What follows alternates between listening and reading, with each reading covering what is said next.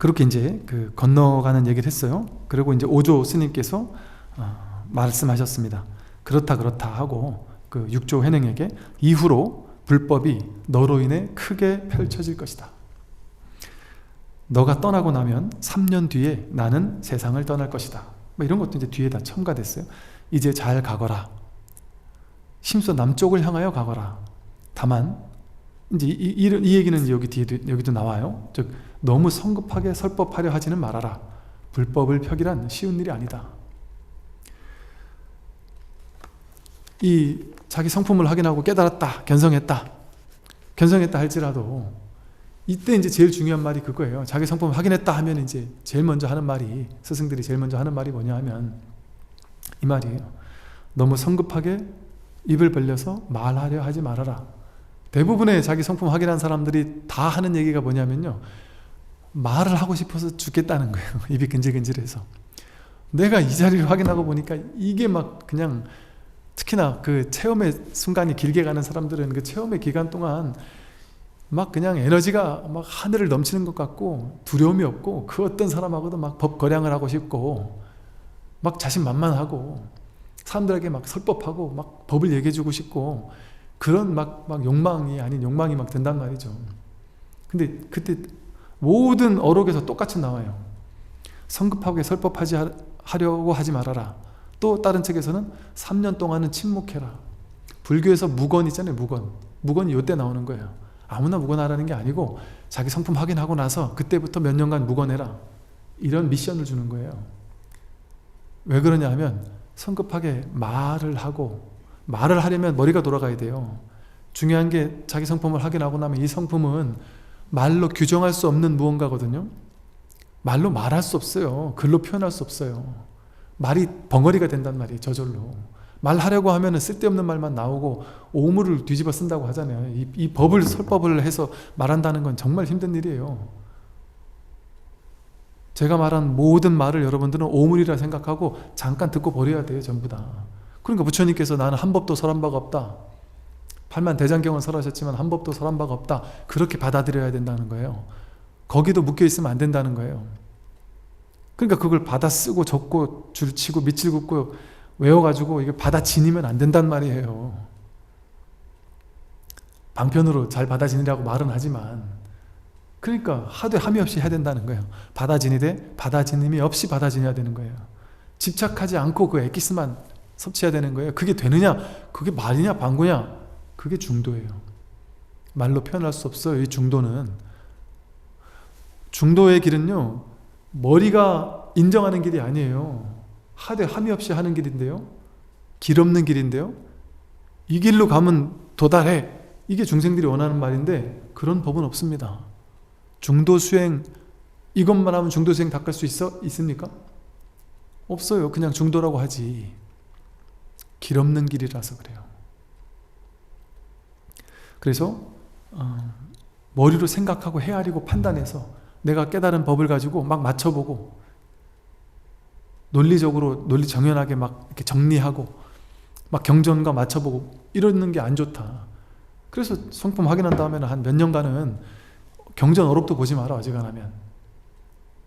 그리고 이 법을 확인한 안목 있는 스승의 법문을 그냥 꾸준히 듣는 것이 가장 좋다. 법을 자꾸 확인시켜 주니까. 대부분의 사람들이 자기 성품을 확인하고 나서도 딴소리 해요. 막 감동에 겨워서 막 감동에 겨워서 이거였네, 이거 고작 이거였네 하면서 막 감동에 겨워가지고 집에 갔다가 한 일주일도 안 돼가지고, 아니면 한 달 있다가 흐릿해졌어요. 그땐 분명히 했는데 사라졌어요. 이런 또 쓸데없는 소리 한단 말이에요. 왜? 이해로 선명하게 하려고 하면, 선명하게 찾으려고 하면, 눈으로 보려고 하고 귀로 들으려고 하고 생각으로 선명하게 하려고 하면 이거는 선명해질 수 없는 거예요. 이건 모를 뿐이에요. 모를 뿐이라는 게 확실해지는 거예요. 그러니까 선명해졌다가 선명하지 않은 것 같이 착각하는 거예요. 모양을 도로 착각하는 거라서 그래요. 모양 쫓아가는 게 아닙니다. 이건 흐릿해졌어요, 이렇게 확인하거든요. 흐릿해졌다라는 그게 확실하단 말이에요. 그렇게 선명한 거지, 이건 흐릿해지고 선명해지고 이렇게 왔다 갔다 하는 게 아닙니다.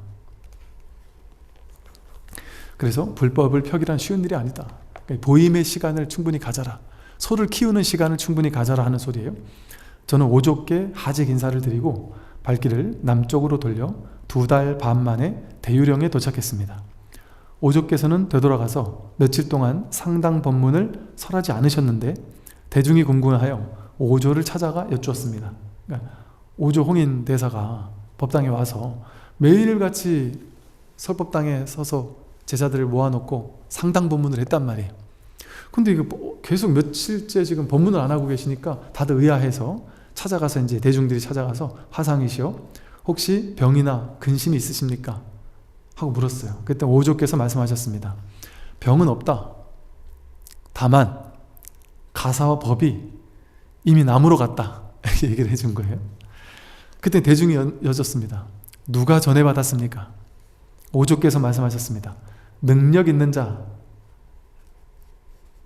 해능의 그 능자를, 능한 자가 얻었느니라 이렇게 얘기했단 말이에요. 능자를 해능이다 이렇게까지 얘기 안 하고 능한 자가 가져갔다 하고 이렇게 비유로 얘기를 했어요. 그리고 사람들이 이제 이에 대중은 곧 알아차리고 수백 명이 육주 해능의 뒤를 쫓아가니 모두가 가사와 바루를 빼앗으려는 것이었습니다. 중놈들이 그죠? 밥 먹고서 이게 맞다면, 이 말이 맞다면, 이거 그 뺏으러 간 게 맞다면 진짜 이 중놈 소리 들을만 하겠죠. 근데 뭐 여기 말은 이렇게 했지만 실제 빼앗으러 막 갔겠어요. 여기는 되게 심플하게 나오거든요. 여기도 이제 그 비슷하게 나와요. 근데 여기는 이제 우리 덕이본에는 되게 자세히 나오는데 여기는 되게 심플하게 나오고 끝이에요. 뒷말이 없어요. 근데 앞으로 여기는 덕이본에서는 뒷말이 계속 나와요. 여기 뭐라고 나오냐면 2달가량 되어 대유령에 이르렀는데 뒤에서 수백 명의 사람들이 쫓아와서 해능을 해치고 가사와 법을 빼앗고자 하다가 반쯤 와서 다들 돌아간 것을 몰랐었다. 오직 한 스님만이 돌아가지 않았는데 성은 진이요 이름은 해명이며 선조는 삼품 장군으로 성품과 행동이 거칠고 포악하여 바로 고갯마루까지 쫓아 올라와서 덮치려 하였다. 해능이 곧 가사를 돌려주었으나 또한 받으려 하지 않고 제가 짐짓 멀리 온 것은 법을 구함이지 그 가사는 필요치 않습니다 라고 하였다. 해능이 고갯마루에서 문득 법을 해명에게 전하니 해명이 법문을 듣고 말끝에 마음이 열렸으므로 해능은 해명으로 하여금 곧 북쪽으로 돌아가서 사람들을 교화하라고 하였다 하고 끝나요. 즉, 이 해명이 이제 뒤쫓아온 많은 사람들을 이제 따돌렸는데 해명 하나가 찾아온 거죠. 그래서 그 해명이 나는 법을 구하러 왔습니다 해서 법을 전해 주었다. 그리고 해능은 말끝에 마음이 열렸다. 이게 끝이에요. 도난부는. 근데 이제 이것이 좀 도대체 어떻게 깨달았다는 얘기야? 이제 우리가 좀 궁금하잖아요. 그런 사람을 위해서 아마 이 덕이본에서는 좀 자세하게 설하고 있어요. 그 장면을 이렇게 설하고 있습니다. 그 가운데 가사와 바루를 빼앗으려는 수백 명이 쫓아오는 가운데 그 가운데 속성이 진이요 이름이 해명인 한 사품 장군 출신의 한 스님이 있었습니다. 그는 성질과 행동이 거칠고 성급했지만 지극한 뜻이 있어 힘을 다해 추적하여 다른 사람들보다 앞서서 저를 따라잡았습니다. 저는 가사와 바루를 바위 위에 올려놓고는 이 가사와 바루는 믿음의 증표인데 어찌 힘으로 빼앗을 수 있겠는가 하고 생각하면서 숲속에 몸을 숨겼습니다. 되게 드라마틱하게 좀 각색한 거예요. 곧 해명이 도착하여 그 가사와 바루를 이렇게 집어들려고 하였지만 움직이지 않았다는 거예요. 뭐 해명이 무슨 도수를 쓴 것처럼 이렇게 각색을 좀 했어요. 이게 이제 어떤 그 당시 사람들은 이 도를 알겠어요. 뭐 깨달으면 알겠어요. 그러니까 약간 신통하고 막 이러면 대단한 사람이다 이렇게 중생들이 좀 무지몽매한 사람들이 많았으니까 아마 이런 걸 좀 이렇게 넣지 않았을까 싶어요. 이에 해명은 제게 소리쳤습니다.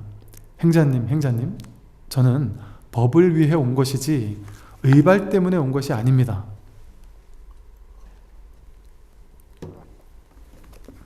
천만다행이죠. 이윽고 제가 나와서 바위 위에 앉으니 해명이 절을 하고서 말했습니다. 부탁드리오니 행자님, 저를 위해 법을 설하여 주십시오. 제가 말했습니다. 그대가 정말 법을 위해 왔다면 이제 모든 인연을 다 쉬고 한 생각도 일으키지 마십시오. 제가 그대를 위해 설하겠습니다. 설하기 전에 꼭 이렇게 얘기한단 말이에요. 여러분이 법문 듣기 직전에 가져야 될 마음이에요. 법문 듣기 전에는 반드시 이 마음을 가지고 법문을 들어야 된다. 모든 인연을 쉬고 이 생각 저 생각하고 옛날에 공부했던 거 생각하고 여기서 저기서 내 식대로 공부했던 거 그거 생각해가지고 그걸로 저 스님 법문을 짜맞춰가지고 이해해야지, 이렇게 생각하면은 안 된단 말이죠. 이제까지 모든 인연을 쉬고 공부 인연을 다 쉬고 한 생각도 일으키지 않고 들어야 돼요. 저 법문을 내가 아는 견해 생각을 가지고 짜맞추고 조합해서 여기까지 맞고 저긴 틀리고 이런 식으로 해서는 안 된다는 말이죠. 한 생각도 일으키지 마십시오. 제가 그대를 위해 설하겠습니다. 잠시 침묵한 뒤에 해명에게 말했습니다. 선도 생각하지 말고 악도 생각하지 마십시오. 바로 그때 어떤 것이 해명상좌의 본래 면목입니까? 하고 물었어요. 이제 이게 되게 중요한 얘기예요. 이렇게 물었더니 해명은 이 말 끝에 크게 깨달았어요. 아까 여기서는 그냥 깨달았습니다만 나왔는데 어떤 말을 듣고 깨달았느냐를 물론 어찌 생각하면 이렇게 한마디에 깨달았겠나, 좀 자세하게 몇 마디 더 해줬겠지 싶을 수도 있고, 아니면 이 해명상자가 아주 그야말로 이 공부에 대한 열의가 이만큼 차올라서 그야말로 오죽했으면 이렇게까지 쫓아가서 법을 듣고 싶었겠어요. 그러니까 쫓아가서 이만큼 차올랐다 보니까 시절 인연이 여기에 딱 맞아가지고 기연이 딱 맞아서 깨달음이 딱 일어나는 그 인연을 기연이라고 불러요. 딱 견성하는 인연. 그 기연이 그냥 이때 딱 맞은 걸 수도 있죠. 그런데 항상 이와 같아요. 어떨 때 깨달음이 일어나느냐? 선도 생각하지 않고 악도 생각하지 마십시오란 말은 불이법을 설하는 거예요. 불이법. 즉 선, 악, 분별하는 마음을 내려놓으란 소리예요. 그 어떤 분별심을 가지고 제가 하는 말을 들으면 안 된다는 거예요. 분별하면 안 된다. 둘로 나누면 안 된다. 선악, 옳고 그름, 맞고 틀림, 진리와 진리 아님, 부처와 중생, 대소장단, 잘나고 못나고, 이런 일체의 둘로 나눈 너와 나라는 분별, 주관과 객관이라는 분별, 일체 그런 모든 분별을 하지 말라는 말은 뭐겠어요? 그 어떤 생각도 일으키지 말라는 소리예요. 생각이 딱 멈춰야 된다는 소리예요. 좋은 것도 일으키지 말고 싫은 것도 일으키지 말라. 그 어떤 생각도 일으키지 말고 그냥 들어라 하는 소리입니다. 그 어떤 생각도 일으키지 마라. 바로 그때 무엇이 진짜 나냐? 무엇이 해명상제의 본래 면목이냐? 제가 설법을 할 때, 다양한 말들을 할 때 여러분들은 그 말을 듣고 다 생각한단 말이에요. 생각으로 그걸 해석하고 이해하고 판단해서 야 좋다, 이건 또 써먹자, 저 얘기는 난 도대체 뭔 소리인지 모르겠다, 저런 얘기를 하느냐, 좋다 나쁘다 자기 식대로 생각하고 해석해서 그 중에 취할 건 취하고 버릴 건 버리고 이런 식으로 듣는단 말이에요. 여기는 인문학 강의실이 아니에요. 인문학 강의실에서야 좋은 거 빨간 줄 치고 받아 적고 해야 되겠죠. 여기서는 그렇게 공부하는 것이 아니다. 생각하고 해석하고 판단하고 밑줄 긋고 그렇게 들을 필요가 없습니다. 그냥 듣는다. 생각 없이 듣는다. 생각으로 해석하지 않고 그냥 듣는단 말이에요. 아무런 생각이 없으면, 아무리 생각이 없을 때는 여러분 누굽니까? 아무 생각이 없을 때, 제가 여러분이 누굽니까 하고 물었는데 거기서 생각이 일어나지 않을 때는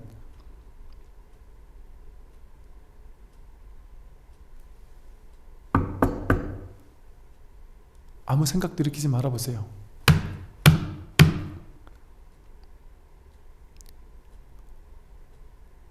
과거에는 이 소리가 나면 바로 생각으로 이해해요. 그러니까 스님이 손을 내리쳤구나, 소리가 났구나, 뭔 뜻이 있나? 저게 뭔 뜻이지? 저게 뭘 얘기하려고 하는 거지? 저게 마음이라고? 저게 법이라고? 저게 부처를 드러낸 거라고? 저게 직진심 견성성불이구나. 근데 저게 왜 그럴까? 손에 때리는데 뭐가 있나?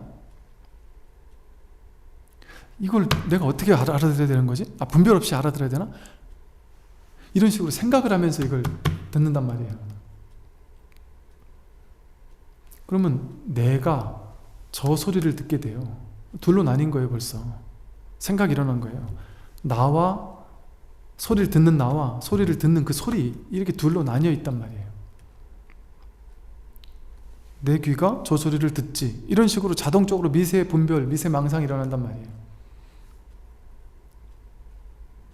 근데 제가 이런 비유를 한 번씩 들었는데, 산 정상에 아침 해 뜨기 직전에 지리산이나 설악산 정상에 탁 올라가서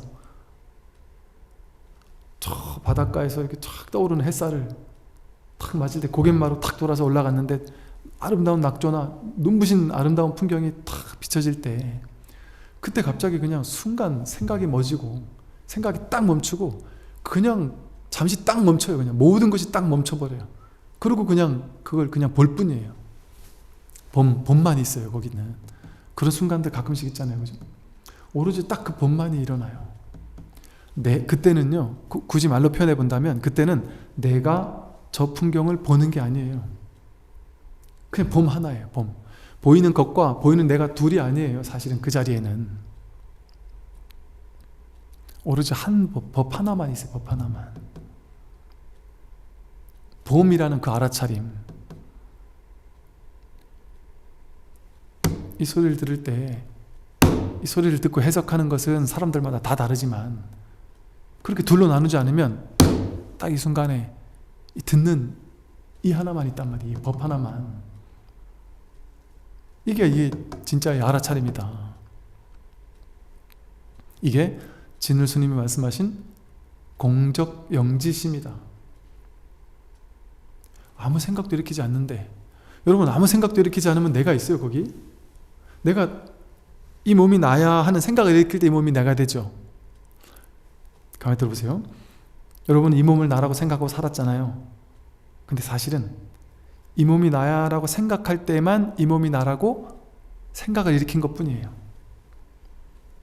근데 이게 너무 오랫동안 이 몸이 나지 하는 생각이 너무 오랫동안 지속되다 보니까 그걸 한 번도 의심해 본 적이 없는 거예요. 한 번도 의심해 본 적이 없는 거예요. 그런데 이 몸이 나라는 거는 하나의 생각에 불과해요. 내가 생각하지 않을 때는 이 몸이 나란 거 없잖아요. 여러분, 진짜 여러분의 본래 면목은요, 언뜻 나의 본래 면목을 우리가 확인하고 살거든요. 근데 뭐 이거 또 말에 불과하지만 그냥 방편으로 설명을 해본다면, 문득 보면요, 여러분, 저 나이 많이 드신 분도 젊은 20대 젊은 청년, 젊은 잘생긴 남자애들, 잘생긴 여자 연예인들 보면 예뻐요. 제가 제 군정병 했던 친구 20대 연예인 지망생이었거든요. 그 친구 인사 와가지고 소개시켜줬더니 보살님들이 눈빛이 달라요. 그래서 그 옆에 기존에 있던 군정병이 그 친구 가고 나서 이 보살님들한테, 야, 보살님들한테 진짜 실망했다고. 야, 어떻게 같이 사는 나를 그런 눈빛으로 한 번도 본 적이 없으면서 어떻게 보살님들 주책이라면서 저 형이 그렇게 잘생겼냐고, 나랑 뭐가 다르냐고. 근데 그러면서 웃으면서 그 보살님들 그러더라고. 야, 진짜 잘생긴 애는 다르구나. 야, 진짜 은근히 설렌다고. 그런 얘기를 하더라니까요. 왜 그럴까요? 한 생각 일으키면 절대 못 그래요. 한 생각 이렇게 생각으로 보면 절대 못 그러죠. 쟤는 20대고 나는 지금 60대인데. 그런데 뭔지 모를 근원에서는 나이가, 여러분, 거울 보고서 깜짝 놀라지 않아요? 내가 벌써 50대야? 내가 벌써 60대, 70대야? 내가 벌써 30대, 40대야? 그리고 깜짝 놀래요. 이상하네. 나는 20대 같은데, 나는 10대 같은데. 실제 마음의 어느 부분은 정말 10대 같지 않아요? 정말 10대 같단 말이에요. 그러니까 안 늙은 것 같단 말이에요. 근데 거울을 보거나 나이를 생각하거나 그랬을 때 나이가 등장해요. 여러분, 저 어르신들끼리 모여가지고 이렇게 70대 노보사님들끼리 이렇게 저를 만나겠다고 서울에서 부산까지 오셨어요. 근데 정말 오랜만에, 진짜 몇십 년 만에 노보사님들 5분이 가방에 걸망 짊어지고 부산까지 여행을 오신 거예요. 방 잡아가지고. 야, 근데 그분들하고 이렇게 앉아 이야기를 하는데요. 와, 정말 여고생들 같더라고요, 진짜. 야, 어떻게 저렇게 여고생 감성이, 친구들끼리 모여가지고 왁자지껄 하면 그게 딱 여고생 감성이더라니까요. 아무리 거룩한 아줌마 같지만, 나이 드신 분 같지만 친구들끼리 모이면 그러잖아요. 아니, 서울말 하는 사람 같지만 고향 친구 만나면 사투리 바로 나오잖아요. 즉 이런 말을 드린 이유가 뭐냐면, 우리의 어떤 근원에는요, 변치 않는 무언가가, 변치 않는 나의 어떤 속성이랄까? 나의 어떤 부분들이 있어요. 분명히 늙은 것 같지 않은 어떤 구석이 있단 말이에요. 그게 맞아요. 왜? 이 몸이 늙는 거지, 이 오온이 늙는 거지, 진정한 난 늙지 않아요. 그럼 10대 때 나라고 느꼈던 그 나와 20대, 30대, 40대 때 나라고 느꼈던 그 나가 몸은 완전히 달라졌잖아요. 갓난아기 때 몸과 지금 몸은 전혀 다른 몸이에요. 몸으로만 보면. 그죠? 근데 그때도 나라고 하고 지금도 나라고 하잖아요. 그러면 그때도 나라고 할 만한, 지금도 나라고 할 만한 변치 않는 무언가가 뭔지 모르지만 있는 것 같으니까 그런 얘기를 하는 거 아니에요? 성격도 완전히 바뀌었을 수 있고, 느낌, 감정, 의지, 의식, 생각, 판단 다 바뀌어요. 옛날의 나가 지금의 내가 아니에요. 여러분, 30년 전에 나쁜 생각하고 나쁜 짓 했다고 지금도 내가 나쁜 놈일 거라고 죄의식 사로잡혀 있을 필요가 없습니다. 그건 내가 아니에요. 그러니까 불교에서는 업본을 있을 때 작자는 없다. 30년 전에 나쁜 짓을 했다? 그럼 거기에 대한 과보는 언젠가 받을 거야. 그런데 업을 짓는 자도 없고 받는 자도 없어 라고 얘기해요. 이 암경에서 유명한 구절이에요. 업본은 있지만 작자는 없다. 짓는 자 받는 자가 없단 말이에요. 업을 짓는 자 받는 자가 연결된 한 존재가 아니에요. 그런 고정된 자아가 없어요. 굳이 표현한다면 꿈의 비유를 제가 들잖아요. 꿈속에 한 명 등장한 주인공, 그게 나라고 생각하고 꿈속에서는 남들과 막 관계를 맺잖아요. 근데 사실은 꿈속에 있는 이게 내가 아니었잖아요. 꿈을 깨고 보니까 꿈 전체가 나였잖아요. 꿈 전체를 조망하고 있었잖아요. 내가 꿈꾸는 내내. 근데 이 꿈속의 주인공은 내가 내 눈으로 보지, 내 귀로 들었지, 저 사람과 난 다르지 했지만, 사실 꿈 전체의 허공 전체를, 꿈이라는 그 바탕 전체를 보고 있잖아요. 얘가 눈으로 보고 있어요? 얘 머릿속에 생각이 일어나요? 이 꿈 전체에서 이 꿈 전체를 펼쳐내고 꿈 전체를 보고 있었던 거 아니에요?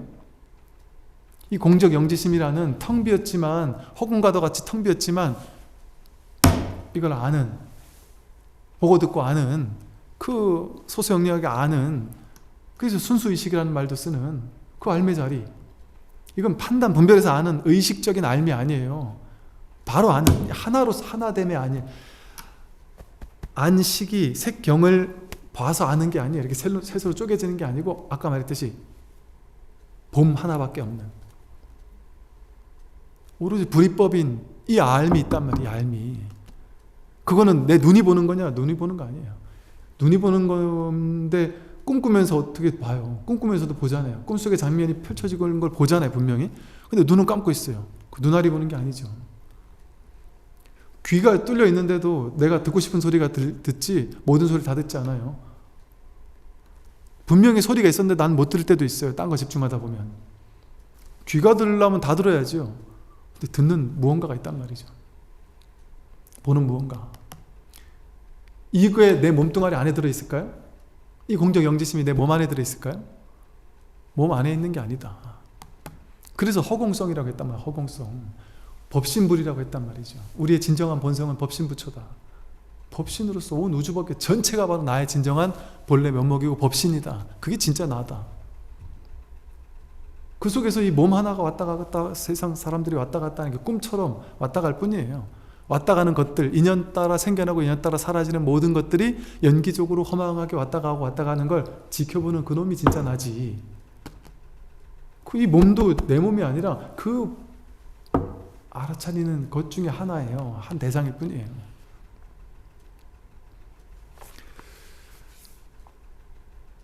그렇게 보았을 때, 네, 예. 그렇게 보았을 때 우리가 비로소 이 몸에 갇혀 있는 게 내가 아니구나. 갇혀 있는 것이 온이 내가 아니구나. 이런 안목의 전환이 시작될 수 있단 말이에요. 아직 확신이 확연히 내가 깨우치지 못했다 할지라도 난 한 번도 생각해 보지 못한 발상 아니에요? 이런 발상? 좀 특이한 발상이네. 그러니까 믿음이 필요한 거예요. 여기서 확 믿어버리면 끝나요, 공부가. 근데 진짜로 믿지 못한단 말이에요. 근데 이 견해를, 이 진정 견해를 가지고 이 바른 안목을 갖춘 채 이제 경전 공부를 하고 마음 공부를 하고 법문을 꾸준히 들어보세요. 공부하면 할수록 무릎을 치면서 그때는 진짜 내가 아르마리 수준에서 이해했는데 정말 그렇네. 진짜 그럴 수밖에 없네가 점차 확연해지고 안목이 견고해진단 말이에요. 생각을 일으킬 때만 내가 이렇게 후루룩 여기 끌려가고 저기 끌려가고 몸에 끌려가고 온갖 생각, 사건, 사고에 끌려가지 생각을 일으키지 않으면 그 모든 것에 끌려가지 않으면 끌려가기 이전짜리 본래 그 모든 것이 일어나기 이전짜리 이 첫 번째 자리에 있으면 아무 일이 없다니까요. 모든 일이 다 일어나는데도 불구하고 아무 일이 없습니다. 여러분들 스트레스 엄청 받는 어떤 문제가 있어요. 나는 그게 진짜인 줄 알고 스트레스 받았어요. 근데 이 사실을 깨닫고 나면 그게 인연 따라 생겨나고 사라지는 것에 내가 의무부여한 거구나. 내가 의무부여 해가지고 막 스트레스 엄청 받았던 것일 뿐이구나. 아주 홀가분해져요. 일시에 사라져요. 그 괴로움이. 그 모든 것은 실제가 아니라 내가 그렇게 의미부여를 해서 실제화를 시켰을 뿐이에요. 이 세상은 실제 아닌 게 아무것도 없는데 내가 실제화하는 에너지를 투여했던 것 뿐이죠. 그 사실을 자각하면 공성의 자리에 딱 뿌리 내리기 때문에 자유로워지고 괴로움이 소멸될 수 있다. 오늘 여기까지 말씀드리겠습니다. 성불하십시오.